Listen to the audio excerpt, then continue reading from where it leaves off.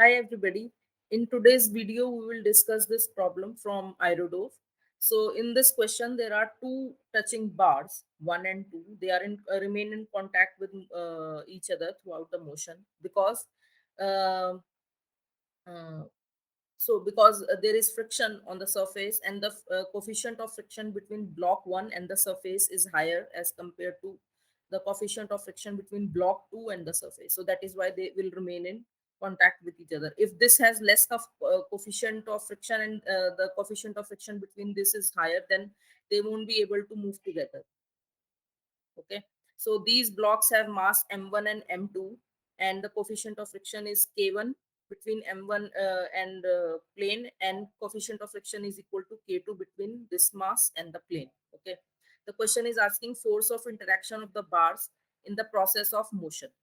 Okay, so let's look at this. So when these two blocks are in touch with each other, so what is happening as they are coming down, two will push block one in this direction, right, with force R. Okay, so block 1 will apply equal amount of force on block 2 in the opposite direction. So they are asking you to calculate this force of interaction. Okay, so here R is the force of interaction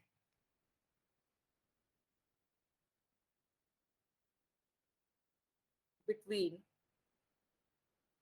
block 1 and 2. All right, so this is what they are asking. Now let's look at free body diagram for both the blocks separately. Okay, so for block 1, what will be the free body diagram? So it's kept in slant position. This is the block 1. Okay, what are the forces acting? First is the force due to gravity, right? It's acting in vertical direction, m1g, right? Block 1 has mass equal to m1, so m1g. So we will resolve it into two components, right? One component will be perpendicular to the plane, and it will be m1g. So this angle that the inclined plane is making with horizontal is alpha, right? So this will be m1g cos alpha, and this will be equal to m1g sin alpha.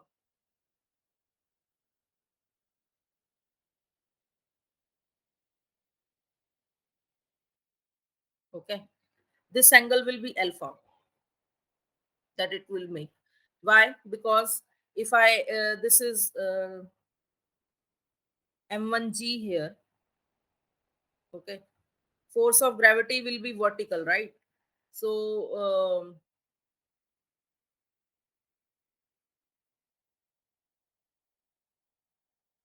okay, so this will be m1g. This will be the component perpendicular to the vertical plane, and this will be the component which will be parallel to the vertical plane, right? Okay, so this, if you extend this here, this is 90, this is alpha, so this will be 90 minus alpha, right? So this will be alpha here. Okay, so this is how it looks.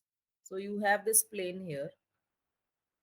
Okay, and your mass is sitting resting here. Okay, so this is m1g, right? Force of gravity.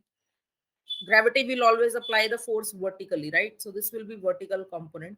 Now I my this is inclined plane, right? So it will become easier for me if I solve this using two components, in which one component is perpendicular to the inclined plane and the other component is parallel to the inclined plane. Okay, so this is alpha, this is alpha, right? So I need to find this angle. So one component of m1g will be along this direction, and the other component will be along the will be parallel to the inclined plane, right? So this angle, what will it be? So for that, what I can do, I can extend this, right, a little here. So this is 90, right? So what will be this angle? This angle will be 90 minus alpha. So this will be alpha then. Okay. So is this is alpha, then this will become m1g cos alpha, and this one will become, this component will be m1g sin alpha. Okay. So this is how we will resolve this. Okay. So I got these two components. Then I have the, so the block second is second block is pushing it downward, right? So it will apply interaction force, this This is the interaction force, and this block will tend to slide down. Okay, will tend to slide down. So frictional force will be applied on this in the opposite direction, right? So this will be the direction of frictional force. Okay, F1. So here F1 will be equal to, what is the coefficient of friction between them? K1. Okay, and then coefficient of friction is sorry, frictional force is equal to coefficient of friction times the normal reaction, right? So what is the normal reaction being applied on the block? It will be this. Okay, N1. N1 will be, because uh, this block is resting on the inclined plane, it is applying this much force, m1g cos alpha, on the inclined plane. Okay, so the inclined plane in turn will apply this much normal reaction. Okay, so n1 here is equal to m1g cos alpha. Okay, so the force of friction is k1 times m1g cos alpha. All right, so what is the equation for block 1? Okay, so along the y direction, n1 will be equal to this, right? They will cancel out each other, so there is no motion along y direction. Along x direction, it will move. So what, since it is moving downward, so m1g sine alpha has to be greater, plus r. Okay, these two are acting in same direction, r and this are acting in downwards, right, along the axis parallel to the inclined plane. So we will add these two together. So r plus m1g sine alpha, okay, minus friction force is acting in opposite direction, right? This, the, so this is the net force acting on it, right? And this will make it move with some acceleration a. Okay, let's say the acceleration of this whole system is a meters per second square. Okay, so this will be equal to, this net force will make it move with acceleration a downward, right? Downward the inclined plane.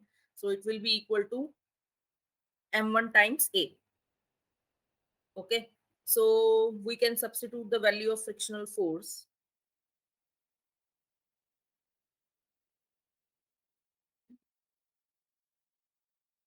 R plus m1g sine alpha minus frictional force. Frictional force is k1 m1g cos alpha.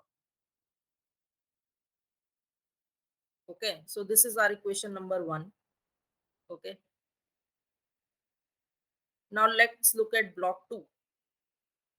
Block 2 has mass m2, right? This is second block. So it will have a force of gravity will act vertically, so m2g. Okay, then we can resolve it into two components again, one perpendicular to the inclined plane, right?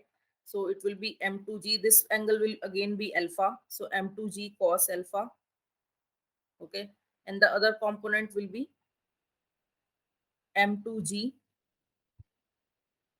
sin alpha. Okay, and then now the second block is pushing the first block in this direction. So first block is applying reaction force in the opposite direction, right? So on block 2, r is acting up the inclined plane. Okay, so this is the direction of r is being applied like this. Okay, and frictional force is also acting up the inclined plane, because this is going, will go down, so frictional force will be applied up the inclined plane. So it will be equal to f2. Okay, here f2 will be equal to, and this will be the normal reaction, n2. Okay, this will be the normal reaction. So f2 will be equal to coefficient of friction between them, which is k2, times the normal reaction n2, right? So f2 will be equal to k2 times n2. N2 is m2g cos alpha. Okay, so what is the equation of motion for this block along along the direction which is perpendicular to the inclined plane? Again, there is no motion, so n2 will be will cancel out m2g cos alpha. Only these will, there will be net force along the direction which is parallel to the inclined plane. So what is the net force now? m1 m2g sin alpha, right? This will make it slide down, the component of the gravity, And now R and F are acting in opposite direction to this M1 M2G, right? And for this to slide down, M2G sine alpha has to be greater than R plus F2. Okay, they are acting in opposite direction, so I'm subtracting them. Okay, so minus R minus F2, okay, equals to M2. Since this block is also, both are moving with same acceleration, right? And I took it as A. We don't know what is the value of A. We will find it out. M2A. So M2G sine alpha minus R, and F2 is K2 M2G cos alpha equals to M2A, right? So this is equation number 2. So we will now solve these two equations. So first equation is R plus M1G sine alpha minus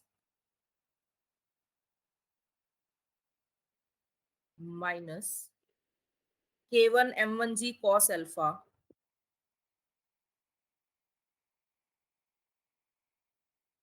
okay, equals to M1A, right? Let me check. K1 M1G cos alpha, yes. Yes, this is equation number 1. Okay, and what was our equation number 2? M2G sine alpha. Okay, uh, let's put minus R below this, right? So I have here minus R, right? So I will put minus R below this. So minus R plus M2G sine alpha minus K2 M2G cos alpha will be equal to M2A. This is our second equation. Okay, so first what will I do? I will find the acceleration A. So for that I will add 1 and 2 equation, these two equations. So what will happen? This will get cancelled and this will uh, um, be added together. So I will get M1G. So what from here? What will I get? M1 plus M2 G sine alpha will be same, right? So I can take it common. And then from here, I will have minus common. And then G cos alpha will be common. And inside, I will have K1 M1 plus K2 M2, this. Okay. Divide, and then I will have M1 plus M2 into A. Okay. So from here, common acceleration of both the blocks will be, I can take this in division. So this will be G sine alpha, okay, minus K1 M1 plus K2 M2 G cos alpha divided by M1 plus M2. Okay, so this is the acceleration. Let's call this equation 3. So we got the common acceleration. Now, what they are asking me to find the normal reaction between them, right? So now we got the acceleration, so I can use any of these equations. Okay, I will put the value of A and I can get R from here. Okay, so let's use equation number 2.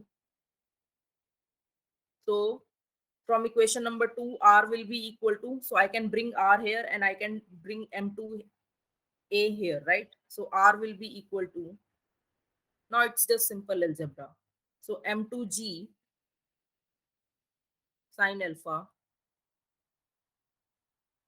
okay, M2G sine alpha minus K2 M2G cos alpha minus M2A, right? This is our R. So I will put the value of A here and I can find R.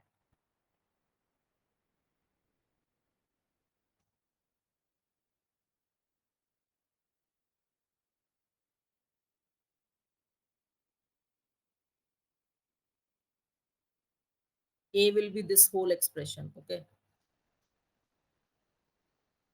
So I think you can just put it here and you can find it, simplify. Okay, that's all it needs to be done in this question.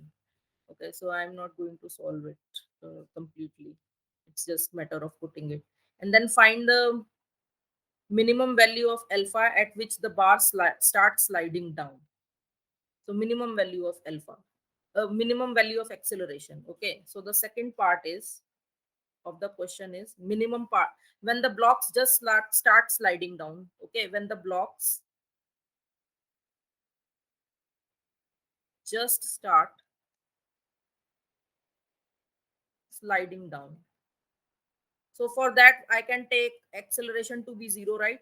Minimum. Just after when it exceeds zero, they will start sliding down, right? So for finding the minimum, I am taking a equals to zero. So I will replace it in three. So this will become zero. So equation three then becomes